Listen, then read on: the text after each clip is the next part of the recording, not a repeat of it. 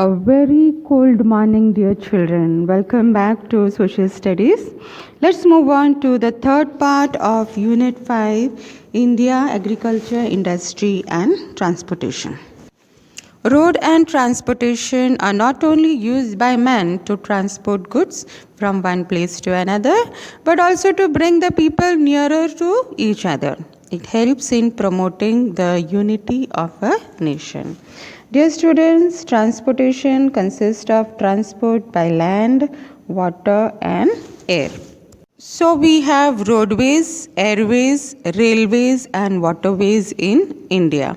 Along with them, ropeways are also used. Pipelines are used to transport liquids. Let's talk about the roadways of India.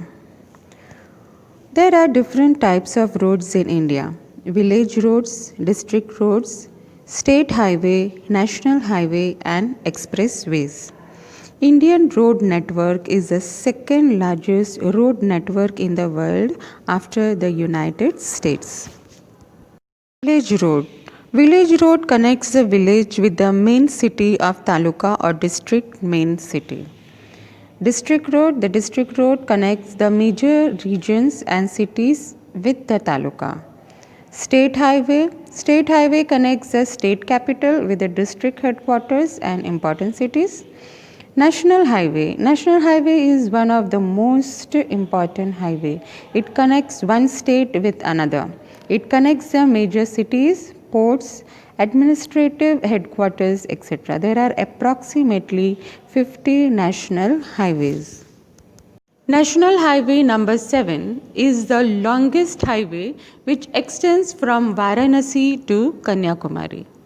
National Highway number 35 is the shortest highway. It connects Kolkata to Bongaon, the city near the border of Bangladesh. The Mumbai-Pune Expressway was the first expressway to be operational in India in 1995. Golden Quadrilateral is under construction in India. It will join the metropolitan cities like Mumbai, Delhi, Kolkata and Chennai. Its length would be 5,846 km.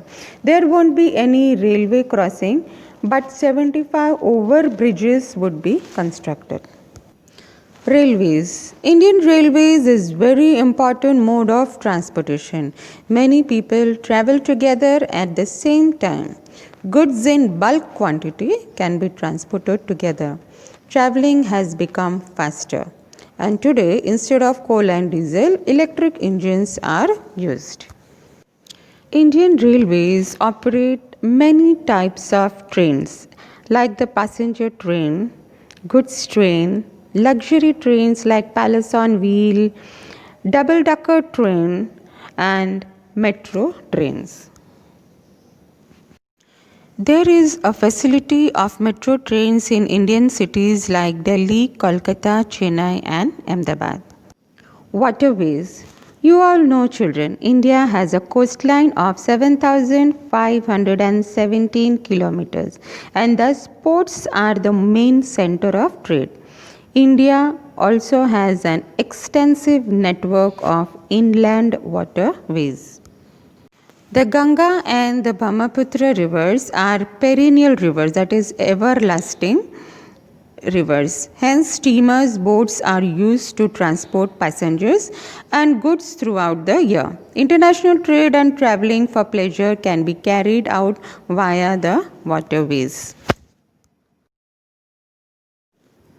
Airways. In the present time, airways are used to reach from one place to another within a short period of time. Different aircrafts are constructed for different purposes. For example, general aviation, that is for traveling from one place to another. Commercial, that is the cargo or the passenger aircraft. Military, that is airlift and combat, and also the rocket to go to the other planet. The international airports are located in Ahmedabad, Mumbai, Delhi, Kolkata, Chennai and Thiruvananthapuram. Indian Airlines provide the service for domestic travel and Air India provides the service for international travel. Apart from these, private airlines also function as an important means of travel by air. Ropeways. In the mountainous region where roads or railways cannot be constructed, there ropeways are constructed. Dear children, you must have visited Pavagadh, Saputara and Ambaji in Gujarat. Similarly, Rajgiri in Bihar and in many places of Himalayas, ropeways are constructed. Hope children you understood this lesson. Read your textbook thoroughly and try to solve the textbook exercises.